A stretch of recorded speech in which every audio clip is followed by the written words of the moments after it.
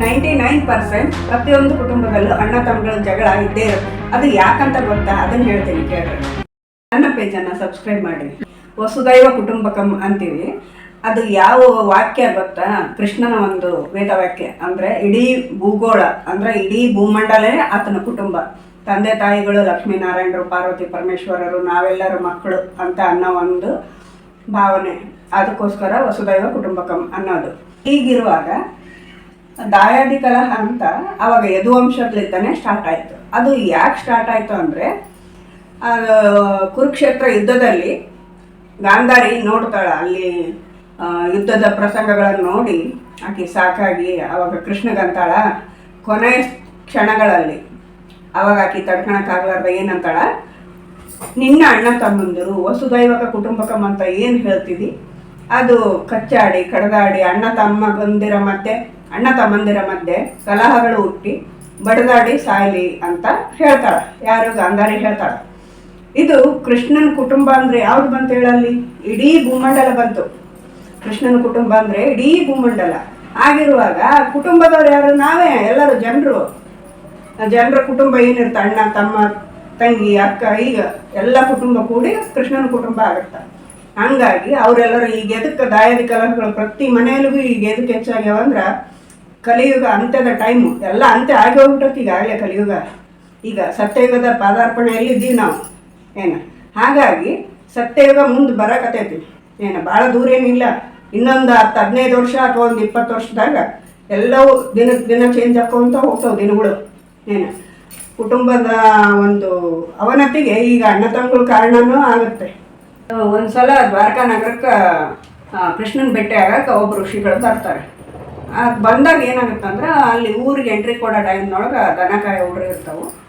ಅವ್ರು ಏನು ಮಾಡ್ತಾರಂದ್ರೆ, ನಕಲಿ ಮಾಡ್ಕೊತ ಋಷಿಮುನಿಗಳಿಗೆ ಒಂದು ಹುಡುಗ ಸೀರೆ ಉಡಿಸಿ ಹುಡುಗಿ ವೇಷ ಹಾಕಿ, ಈ ಹುಡುಗಿಗೆ ಯಾವ ಟೈಮ್ನಾಗ ಡೆಲಿವರಿ ಆಗುತ್ತಾ ಹೇಳ್ರಿ ಅಂತ ಕೇಳ್ತಾರೆ. ಆ ಥರ ಕೇಳಿದಾಗ ಏನಾಗುತ್ತಂದ್ರೆ, ಆ ಋಷಿಗಳಿಗೆ ಸಿಟ್ಟು ಬರುತ್ತೆ. ಆವಾಗ ಈ ಹುಡುಗಿ ಒಣಕೆ ಹಿಡಿತಾಳೆ ಹೋಗ್ರಿ ಅಂತಂದು ಬೈದು ಕಳಿಸ್ಬಿಡ್ತಾನೆ. ಹಂಗಿರುವಾಗ ಅಲ್ಲಿಗೆ ಅವ್ರಿಗೆ ಭಯ ಸ್ಟಾರ್ಟ್ ಆಗಿಬಿಡುತ್ತೆ ಹುಡುಗರಿಗೆ. ಯಾರಿಗೆ ಹೇಳಾರ್ದಂಗೆ ಹಂಗೆ ಮುಚ್ಚಿಟ್ಟಿರ್ತಾರೆ. ಆದ್ರೆ ಅದು ಅವರು ಒಂದು ಇದರಲ್ಲಿದ್ದ ಅದು ಡೆಲಿವರಿ ಆಗೋ ಟೈಮ್ ಬರುತ್ತೆ. ಈ ವಿಷಯ ಕೃಷ್ಣನಿಗೆ ಗೊತ್ತಾಗುತ್ತೆ. ಆವಾಗ ತಮ್ಮ ಒಂದು ಸಭೆಯಲ್ಲಿರುವಂಥ ಹಿರಿಯರನ್ನೆಲ್ಲ ಕರೆಸಿ ಮಾತಾಡಿ ಆ ಡೆಲಿವರಿ ಆದಮೇಲೆ ಅದ್ರ ಬಗ್ಗೆ ವಿಚಾರ ಮಾಡೋಂಥವ್ರಿ ಅಂತಂದು ಸುಮ್ಮನೆ ಆಗ್ತಾರೆ. ಅಲ್ಲಿಗೆ ಒಂದು 2-3 ತಿಂಗಳು ಹೋಗಿ ಆ ಡೆಲಿವರಿ ಟೈಮ್ ಬರುತ್ತೆ. ಬಂದಾಗ ಏನಾಗುತ್ತೆ, ಅದನ್ನ ತೊಗೊಂಬಂದು ಕೊಡ್ತಾರೆ. ಒಣಕಿನ ಹುಟ್ಟುತ್ತದು. ಒಣಕಿ ಹುಟ್ಟಿದ್ಮೇಲೆ ಆ ಒಣಕಿ ತಂದು ಕೊಡ್ತಾರೆ. ಆ ಒಣಕಿ ತಂದು ಕೊಟ್ಟಾಗ ಏನಾಗುತ್ತಾ, ಕೃಷ್ಣಗ ಬಲರಾಮಗ ಅದನ್ನು ಕೈಯಾಗಿ ಹಿಡಿದು ಕುಳೆ ಮುಂದೆ ಫ್ಯೂಚರ್ ಏನು ಅನ್ನೋದು ಗೊತ್ತಾಗ್ಬಿಡುತ್ತೆ. ಆವಾಗ ಏನು ಮಾಡ್ತಾರೆ, ಇದು ಹಿಂಗಾದ್ರೆ ಎಲ್ಲರಿಗೂ ಸಮಸ್ಯೆ ಉಂಟಾಗುತ್ತೆ, ಏನರ ಮಾಡ್ಬೇಕಲ್ಲ ಅಂತಂದು ಸಣ್ಣಗೆ ಅರಿತಾರೆ ಅದನ್ನು ಒಣಕಿನ. ಅರ್ದು ನೀರನ್ನೇ ಮಿಕ್ಸ್ ಮಾಡಿ ಎಲ್ಲೆಲ್ಲಿ ಕೆರೆ ಹೊಳೆ ನದಿ ಅದಾವು ಎಲ್ಲ ಕಡೆ ಉಗ್ಗಿ ಬಂದುಬಿಡ್ತಾರೆ. ಉಗ್ಗಿ ಬಂದು ಅಲ್ಲಿಗೆ ಒಂದು 5-6 ತಿಂಗಳಾಗಿರುತ್ತೆ. ಎಲ್ಲರೂ ಮರ್ತ್ಬಿಟ್ಟಿರ್ತಾರೆ ಅದ್ರ ಬಗ್ಗೆ. ಅಲ್ಲಿಗೆ ಯುದ್ಧ ಮಾಡಿ ಎಲ್ಲರೂ ದಣ್ಕೊಂಬಿಟ್ಟಿರ್ತಾರೆ. ಎಲ್ರಿಗೂ ಒಂದು ಸ್ವಲ್ಪ ಮನಸ್ಸಿಗೆ ಖುಷಿ ಬೇಕಾಗಿರುತ್ತೆ. ಎಲ್ಲರೂ ಕೂಡಿ ವಾಯುವಿಹಾರಕ್ಕೆ ಹೋಗೋಣ, ಭಾಳ ವರ್ಷ ಆತು ಹೋಗಿಲ್ಲ, ಬರೀ ಯುದ್ಧ ಅದು ಇದು ಅಂತಂದು ಮನಸ್ಸು ಟೆನ್ಷನ್ ಮಾಡ್ಕೊಂಬಿಟ್ಟಿವಿ, ಆರಾಮಾಗಿ ಖುಷಿಯಾಗಿ ಹೋಗಿ ಬರೋಣ ಅಂತಂದು ಮಾತಾಡ್ಕೊತಾರೆ ಎಲ್ಲರೂ. ಹಂಗಾಗಿ ಊಟದ ವ್ಯವಸ್ಥೆದ್ದು ಅದು ಎಲ್ಲ ತೊಗೊಂಡು ಹೋಗ್ತಾರೆ ಒಂದು ಹಳೆ ದಂಡಿಗೆ. ಹೋದಾಗ ಆರಾಮಾಗಿ ಖುಷಿಯಾಗಿ ಇರ್ತಾರೆ. 1 ದಿನ ಕಳೀತಾರೆ, ಅಲ್ಲಿಗೆ 2 ದಿನ ಕಳೀತಾರೆ. 3ನೇ ದಿನಕ್ಕೆ ಒಬ್ರಿಗೊಬ್ರು ಜಗಳ ಬರ್ತಾವೆ ಸಣ್ಣದಾಗಿ. ಜಗಳ ಬಂದಾಗ ಏನಾಗುತ್ತಾ, ಒಬ್ಬನ ಸಿಟ್ಟಿನಾಗ ಅಲ್ಲಿ ಒಂದು ಆಪ್ ಅಂತೀವಲ್ಲ, ನೀರನ್ನೇ ಬೆಳೆದಿರ್ತ ನೋಡ್ರಿ, ಹುಲ್ಲಿನ ಕಡ್ಡಿ ದಪ್ಪಂದು ಬರ್ತದೆ ನೋಡಿ, ಆಪ್ ಅಂತಾರೆ ಅದಕ್ಕೆ. ಅದನ್ನು ತೊಗೊಂಡು ಬಡಕ್ಕೆ ಹೋಗ್ಬಿಡ್ತಾನೆ. ಒಬ್ಬ ಹಿಂಗೆ ಹೇಳ್ಕೊಂಡ ತಕ್ಷಣ ಏನಾಗಬೇಕು ಹೇಳೋದು, ಒಣಕೆ ಆಗಿಬಿಡುತ್ತೆ.